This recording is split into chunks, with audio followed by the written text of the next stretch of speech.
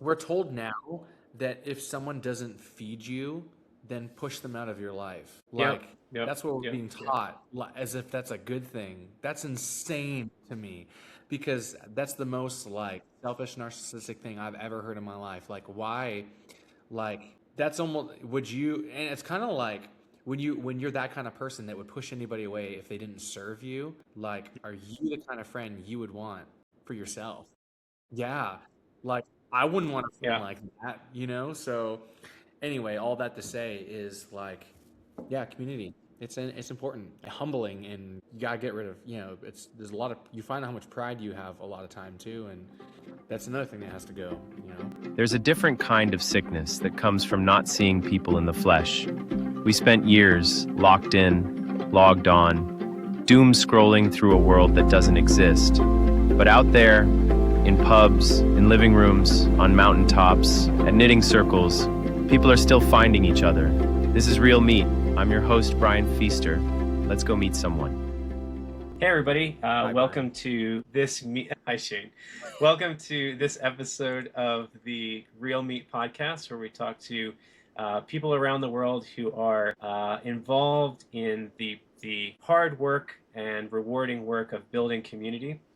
So today I have as my guest Shane Anderson. It says Arbour Season on there, but he is one of Arbour Seasons. Shane, thanks for joining me. Really glad to have you here today. Oh, so grateful that you are having me here today. Nice. So it's always fun to do with these interviews because I know everybody who shows up on these podcast episodes to differing degrees. I've had people who I never even met before we recorded an episode together. Very much not the case with Shane. I've I've known Shane for geez, has it been like 12 to 15 years or something like that? 12 years probably. Do you think that sounds right? So. Yeah, at least you know what? I think it's actually 11 going on 12 because it was 2000 November 2015 that our story kind of started, I feel like. Yeah, yeah. That sounds right to me. Yeah, cool. So just so you guys know a little bit about Shane, he is, like I said, he's a musician. So we're going to talk a little bit about the community around musicians and people who play music. I also want to talk today about your skoolie community, which is like a really exciting community that I had a failed attempt at being part of. Not failed because of reasons that are we'll get into later, but anyway, yeah. So I just thought that you were a great person to talk to about community, Shane, because I think I visited you a year ago in your place in Arkansas. So tell me a little bit about how that's going, the project with your sort of homestead. And I mean, I think you had a lot of different plans last we heard, and so I probably could use an update. It's been a little bit. Yeah, totally. So we have our property, which is 7.3 acres, and it's very off grid, except for, I mean, we do have electric, but we have no water or anything like that. So we do like the rainwater collection thing, but we always have people from the van life schoolie community parking at our place all the time. There's always like 5 to 10 rigs there, and so there's always a community aspect of that. But me and my friend purchased the property next door, which is another 13, almost 14 acres. And we partnered with another friend who is all about community. His whole entire life is community. And he wanted to join us because he loved what we were trying to do. We want to host events and host things, but also, there's the Airbnb and lodging aspect of it. But anyway, Yeah. he's already put in the road on that property all around, and it's all leveled. So, like, there's actual things Wow. happening. And then this fall, we're going to be putting in like yurts in RV spots and everything.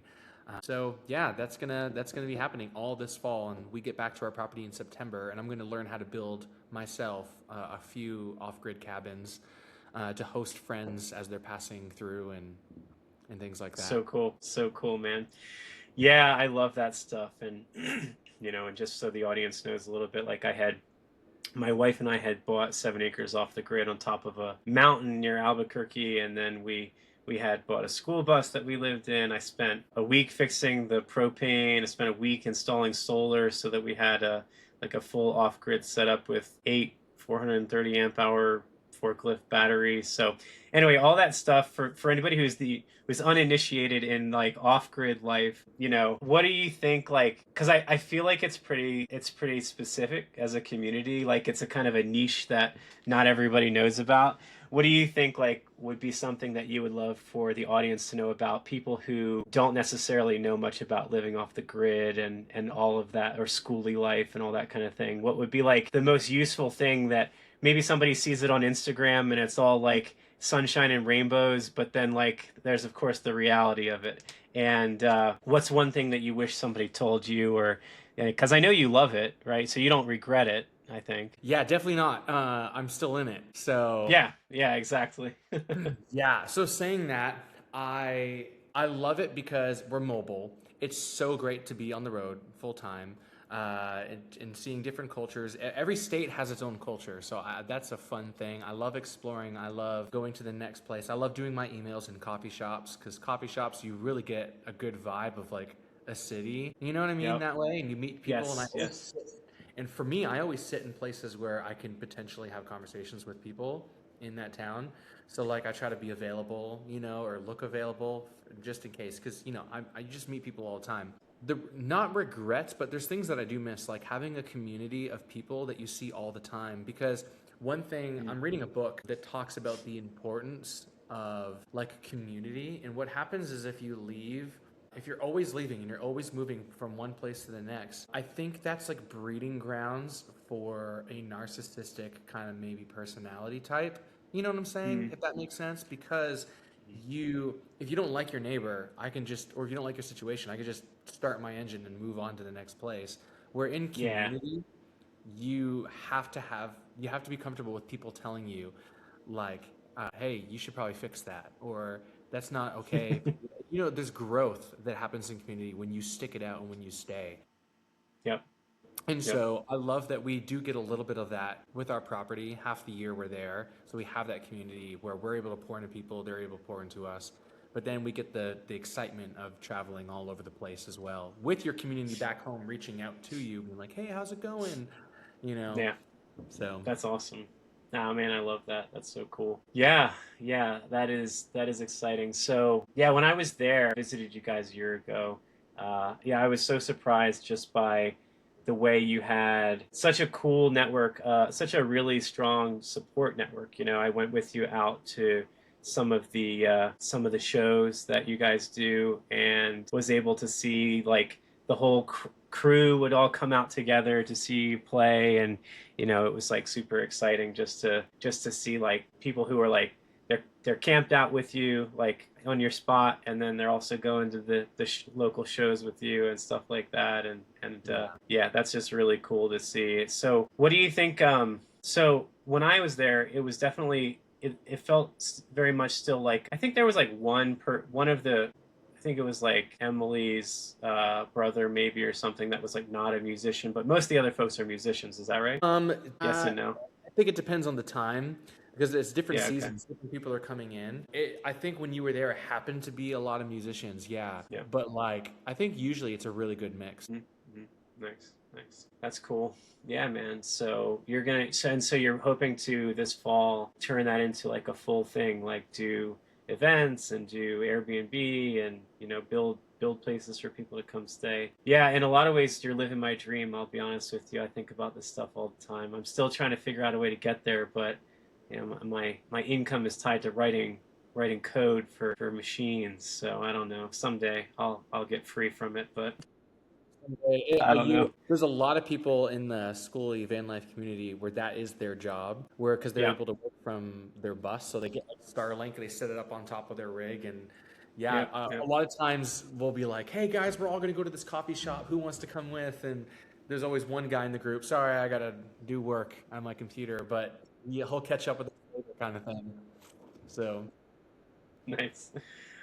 That's cool. Well, let's talk a little bit about, you and I talked about this a bit ago. I think it's fun to just bring into the conversation. We were talking about the idea that part of the reason that I started this podcast was that I believe in the dignity of being human, and that along with that, as we see the rise of AI, and there's a guy, his name is Malcolm Geet, So I'm kind of borrowing this from him. He's like a Tolkien lore expert or something, and a scholar. He was asked on a very big podcast that has like 1 million+ users.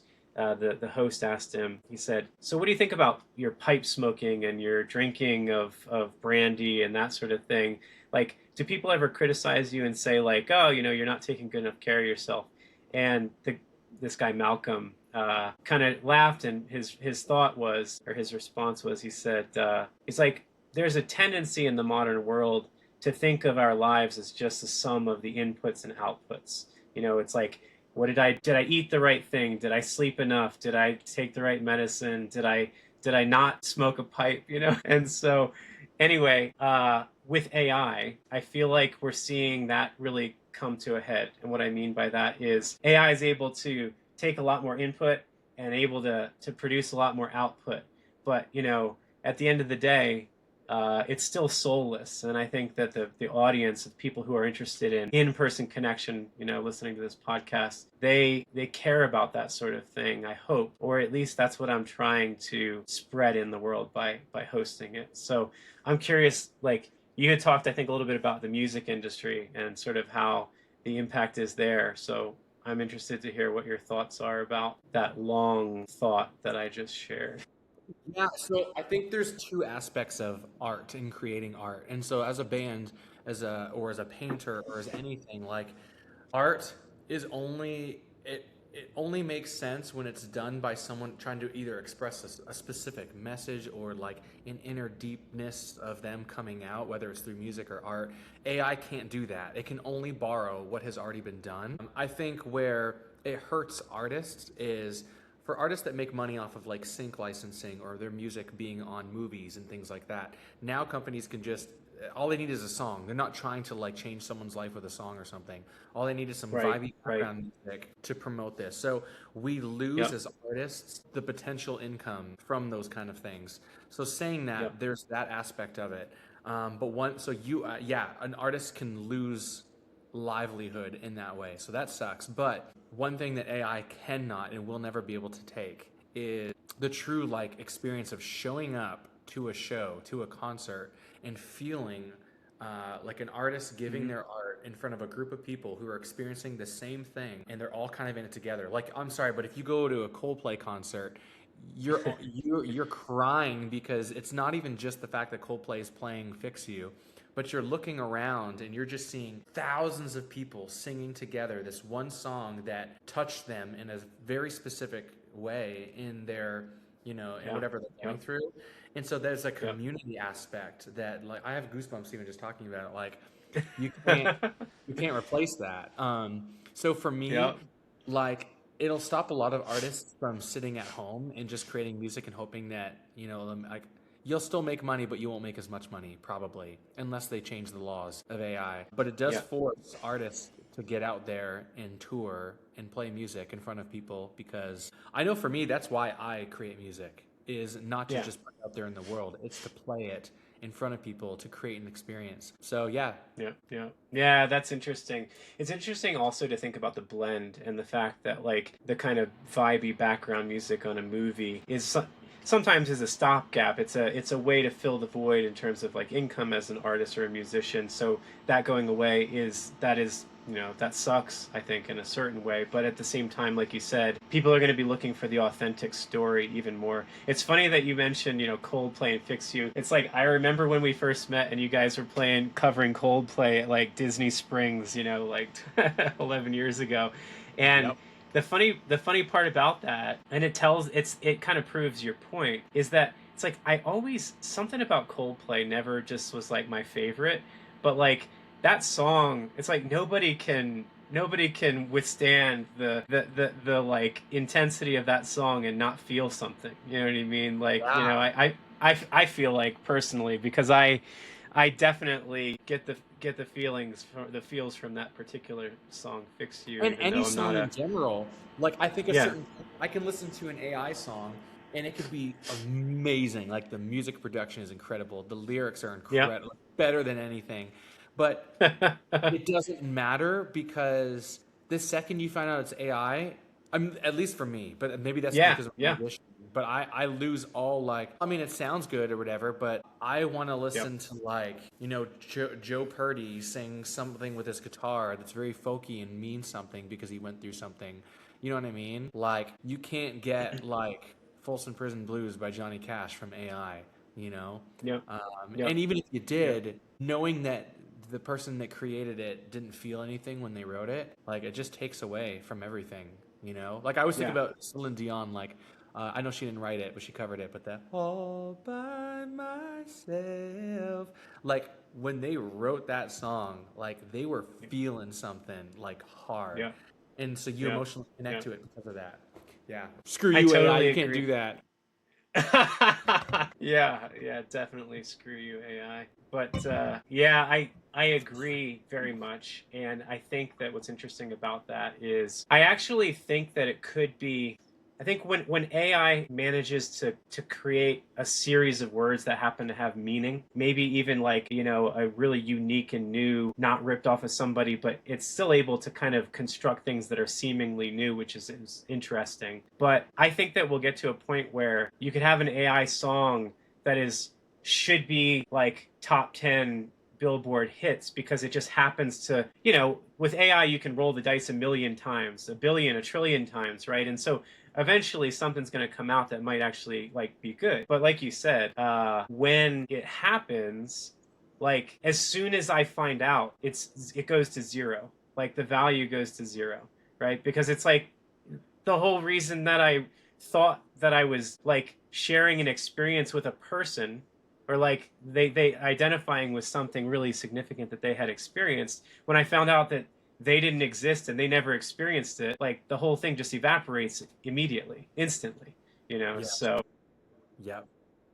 How creepy would it be if at the end of this podcast I was like, oh, by the way, I am AI, and I just went. I would be super surprised because you'd be like a time traveling AI that met me 11 years ago before the kind of AI that we knew about today, you know. So, but you could, yeah. I mean, if you're AGI, super intelligence with infinite power, you could have gone back in time and done that just to mess with my head. Yeah, I'm really confused about. I mean, I just who knows what the future is going to hold. But yeah, speaking of stories that are personal, this is just off the cuff, so this is not something that I'm like fully committed to, but I think the story of how we met is fun. And if you want to, I mean, like we have time, you know what I mean? Like if you want to share a little bit about it, I think that is interesting because, you know, in-person connection has two sides. And so I always want people to share about their story. But we have a story that's shared together that I think might be fun for folks to hear if you're up for, because I know that it's important because you wrote an album about it. You know what I mean? So I really appreciate that. It's to this day, even though you and I are not people that see each other every day or live together, which I would love to do, it's probably to this day the most meaningful thing that anyone has ever done for me, and so I really do appreciate that. Yeah. Well, it's funny whenever we do talk, and our words collide again in different places. It's always kind of weird because we talk about you at least a couple times a week. Because we share this story. I mean, it was just 2 days ago we were singing "When I Get There," and Delaware. We're singing Delaware, and we explained the story. But yeah, so we wrote a whole entire album called Odyssey, and it was, you know, Odyssey is the adventure of Brian. You know, that's what this whole entire album is about. But our song Delaware is about the night that we met you, Brian, in at the Chickaboom Room in Dunedin, Florida.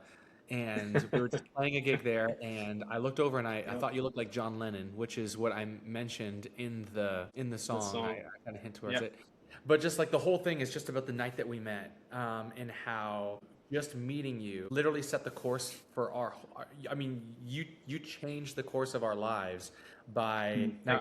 I don't know if we want to go too in depth because I don't want people to think you're crazy, but maybe, you know, or there's no, I think it's going to get out eventually, so we can just, you know, you can share the truth about how crazy I am. That's fine. Yeah. And how crazy we were for even being, it was just, I think it was a God divine thing. I personally do, because how fast and easy and flawlessly it worked out. No relationships were hurting in this. We actually kept our end of the bargain. And for those that are listening, Brian, I met Brian and I told him my dream about traveling full time in an RV. And he's like, well, why, what's stopping you from doing it? I said, well, I'm Canadian and I'm now a dual citizen, but I was Canadian fully at the time. And no, I was a dual citizen at the time, but I didn't have enough credit history, so I couldn't get a loan for this RV. And so Brian's like, well, I'll co-sign for you. And I was like, what? And so, the night goes on. And I'm just like, this must be another drunk guy at a bar or something.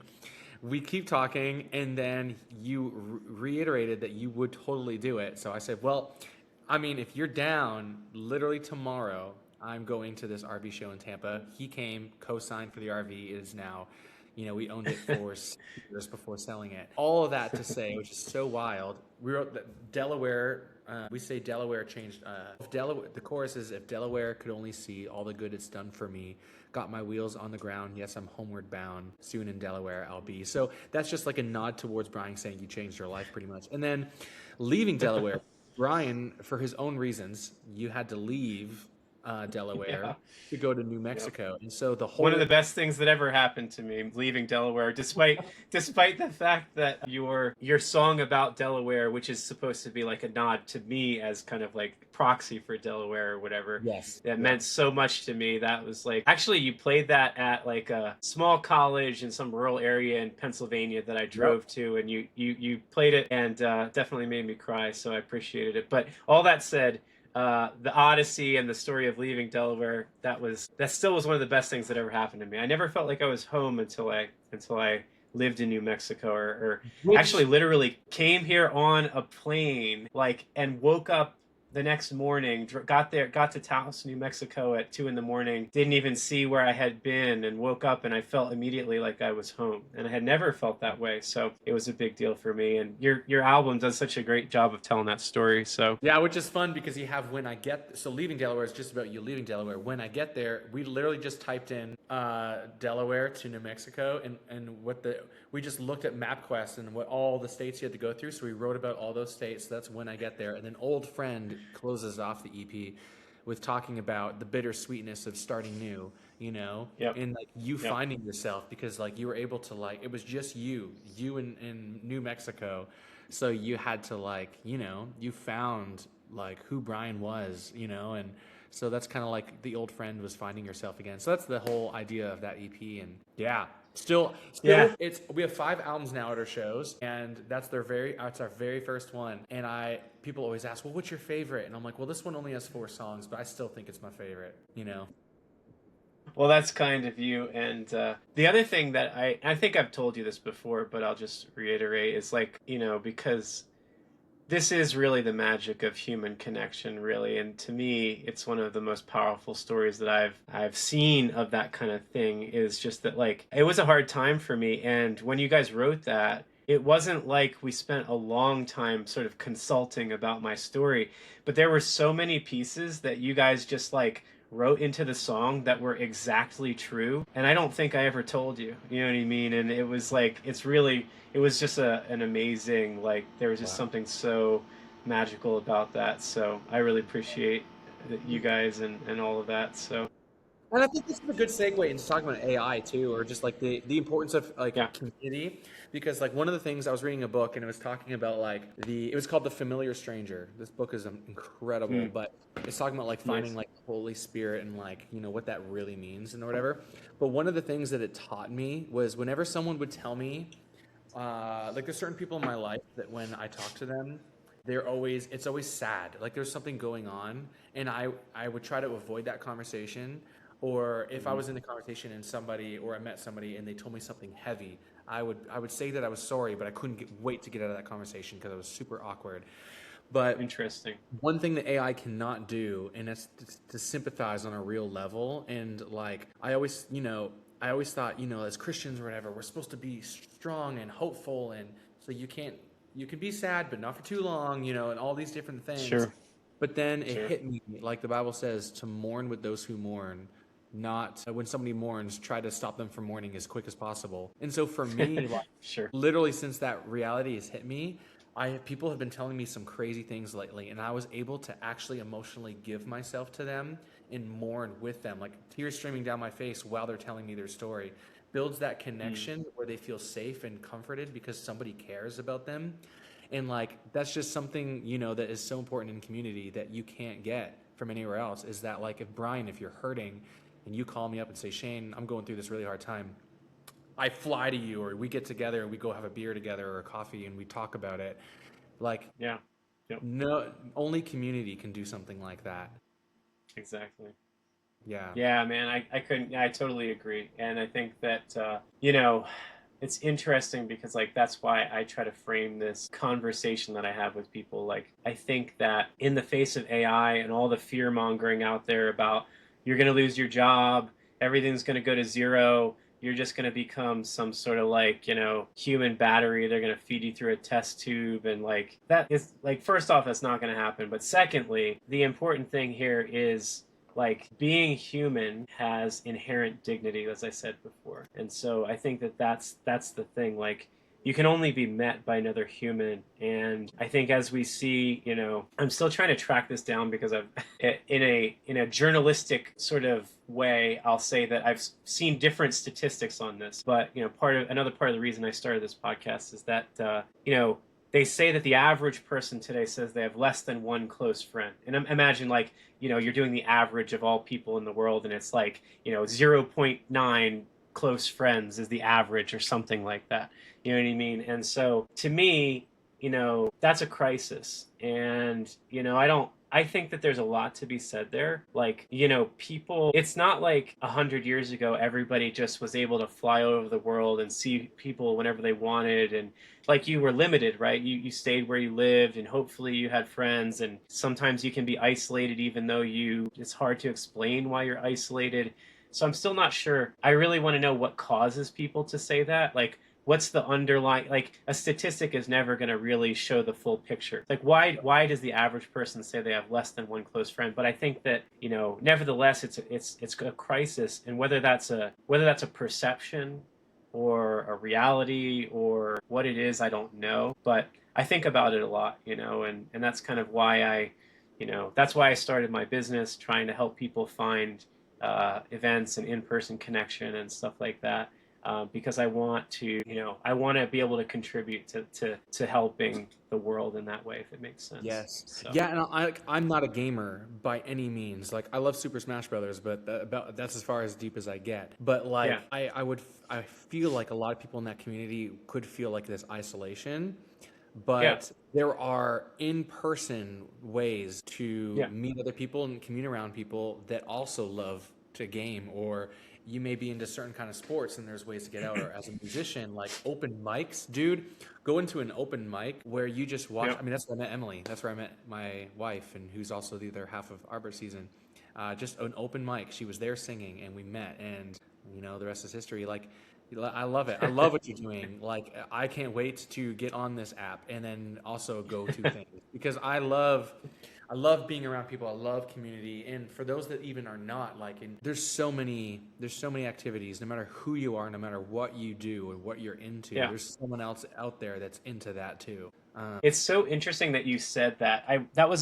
You really surprised me with the comment about like Super Smash Brothers and being a gamer. I was a big gamer. Like, I was very addicted to video games from a young age. I would say like 12 or something like that. And so I spent unbelievable amounts of time playing video games. And like, I remember going to people's houses, like friends' houses, and playing video games. And it's like I would play until 6 a.m. You know what I mean? Like, it was crazy. So all that just to say, I understand what that world is like because I've been there. And it was interesting that you should comment on it, because that's sort of similar to what I meant earlier when I was saying, like, is this a perception like issue when people feel like they have less than one friend? Because something I've noticed, I've been in gaming and Dungeons and Dragons, which is another form of gaming and stuff like that.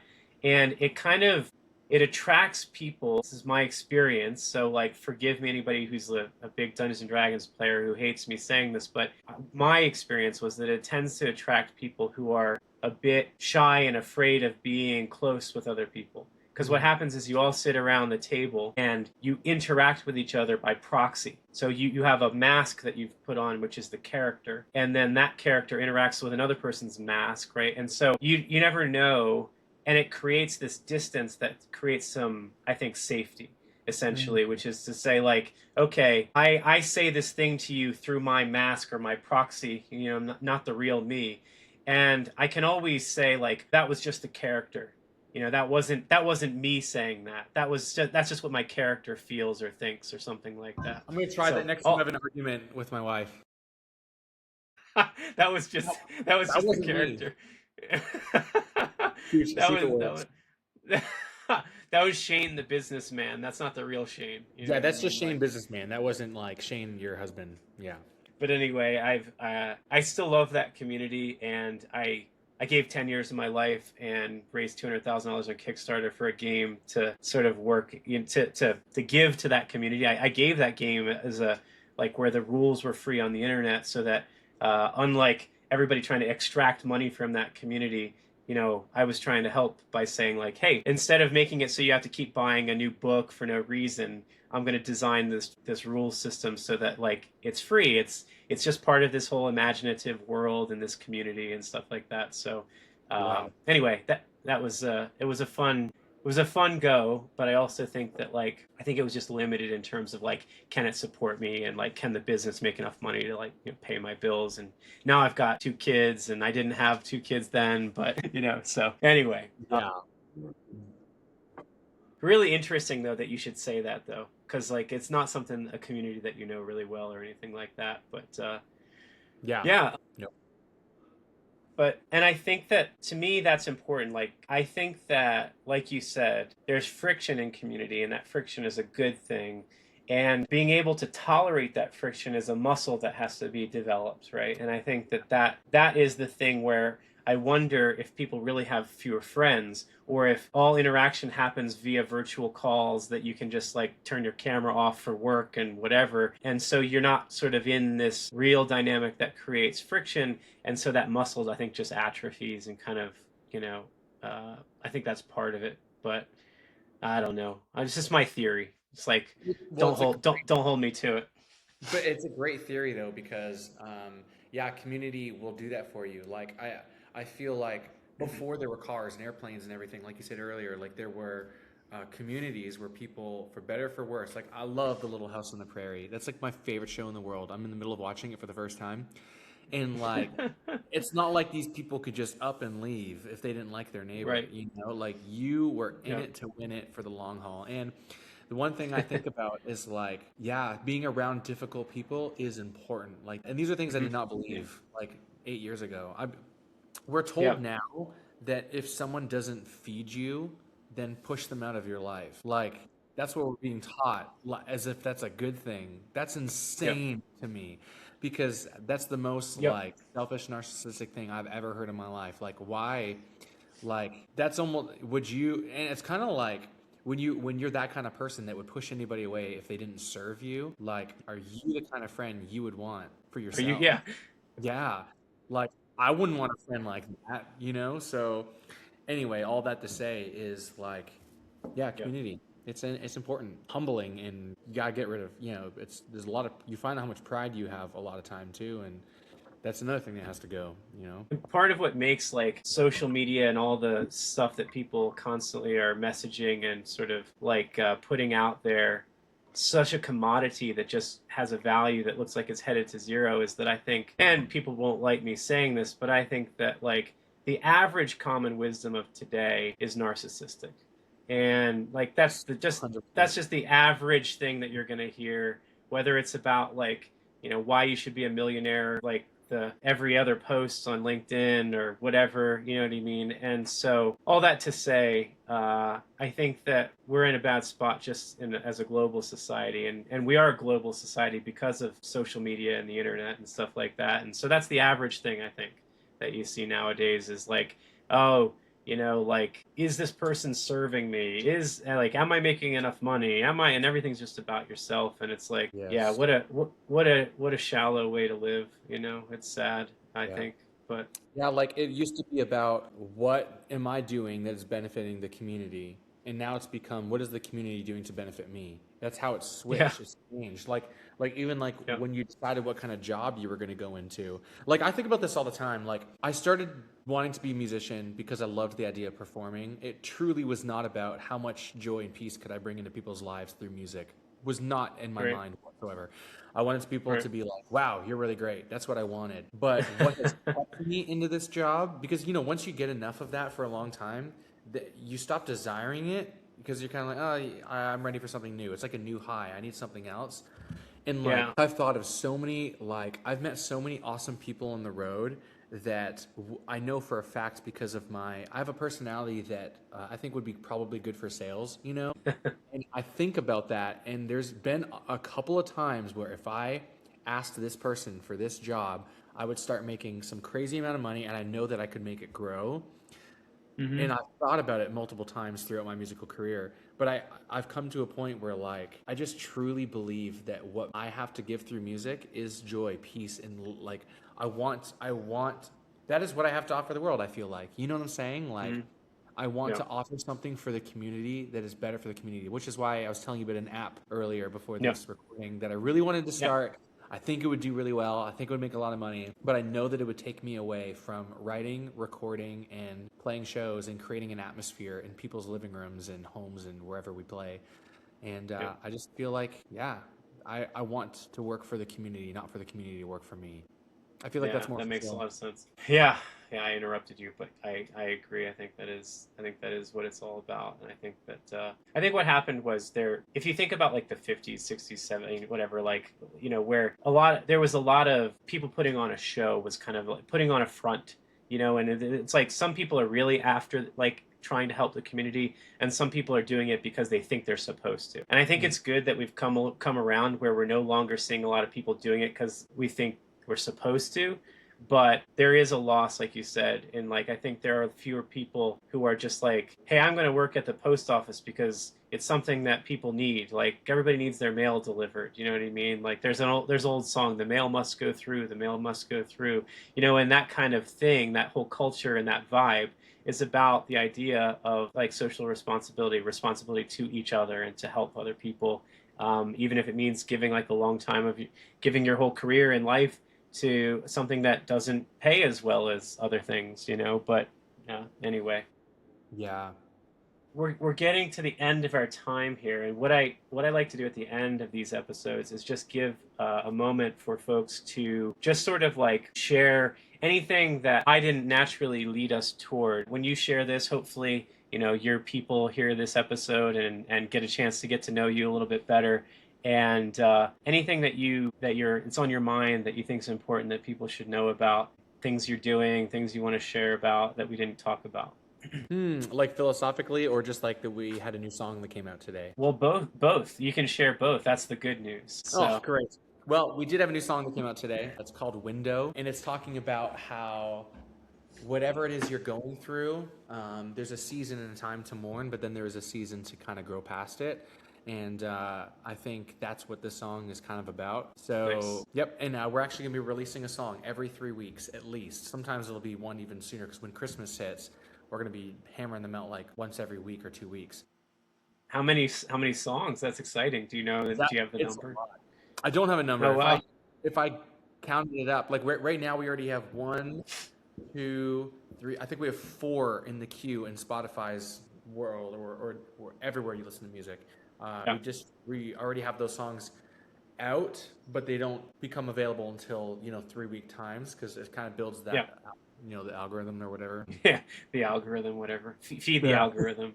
Yeah. Feeding the algorithm. But it's great though because like for me it works out either way because it makes me push out all these songs that we have that we're sitting on, and it kind of puts us on a schedule. But so yeah, there's that. And yeah, I think I'm walking through a season of life right now where I'm just trying to be super intentional with where I'm at. And I love goals. I love having goals. I love creating things and meeting goals. But I really struggle, or used to struggle even way more than I do now, is being in the moment. Like I have 3 kids and they're growing up fast. Sawyer is 8, Juno is 5, Autumn is almost 2, and I do not want to waste any of it. Like, so I've been like, when I'm around them, like they get all of me.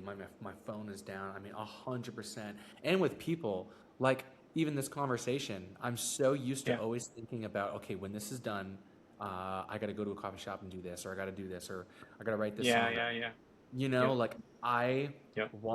I don't, I mean, if things get pushed aside, if things get late, if I don't grow as fast as I want to, that has to be okay because people have to come first. My family has to come Yep. first. My Yep. conversation with Brian has to come, you know what I'm saying? So like, Yeah. I want Appreciate to, yeah, that's kind of where I'm at right now. And honestly, it is it. freeing. Like usually I'm like, I need to get to bed this time because if I'm going to wake up this time so I can get my reading done before I do my stuff because I like to read in the morning. But sitting and having a conversation with a friend the other day and he was telling me some heavy stuff. Like for the first time I felt in my whole life, I was able just to sit and listen and like, Mm. you know what I mean? It felt That's awesome. exciting. I'm proud of you, man, because I will, it's not always like it's not like I see you every day and it's not like there's always a great opportunity to say something, but I've seen that your struggle with being distracted that way. And so Yes. I'm really excited for you to hear that. And by the way, like you're probably ahead of me now and probably has a lot to do with having 3 kids and being a little bit ahead in the parenting thing because it's like I'm still like not always off my phone when I'm around my kids like I want to be, but it's like it's very much on my mind and it's something I'm like, it's like I'm trying to get there, but yeah, anyway, you get it. So, Yeah. Yeah, it's so hard, and it's a daily struggle. How I remind myself every day. One of the ways that I do it, I just pray every single morning for the Holy Spirit to just flood over me, that I may just focus on like what is really important, and like I just really feel like that's just really been changing my perspective a lot. Is just focusing on what's important. Like work is not. I'm not gonna on my deathbed be like and this is cliche. You hear it all the time. But like, yeah. I'm really starting to feel. I Yeah. mean, I turned 40 in 2 years, and I'm like, what have I got to show for it? Like, I want Hmm. my kids to be like, my dad was the best. I want that. Yeah, that's so good. And it's funny how things can be cliche and yet just so true. I think that you can hear something a million times and never really understand it until you experience it, man. I mean, in martial arts, when I was studying Tai Chi, well, I still do, but when I started, there are so many things that I heard from my teacher 20 years ago that I didn't really understand for about like 10, 15 years. It was like, and then all of a sudden it's like, wait, like I was told this like a really long time ago, but it's one thing to hear it, it's another thing to experience it. So Yes. I'm glad that it's hitting home for you anyway, and I'm right there with you. I want to be more present, and this podcast is a opportunity for me in doing that, and my 2 kids, like you said, are an opportunity in doing that as well. And so yeah, it's a journey for us all, but that's Yes. exciting. I'm happy for you. Thanks, Cool, Brian. cool, man. Well, thank you so much for joining us today. I feel like it's a good place to land, and really appreciate you telling us a little bit about our story, your story, my story that you wrote about. So, cool, man. Well, until next time, I think we'll leave it there for today, and we'll catch everybody later on down the trail. Sounds great. See you later, everybody.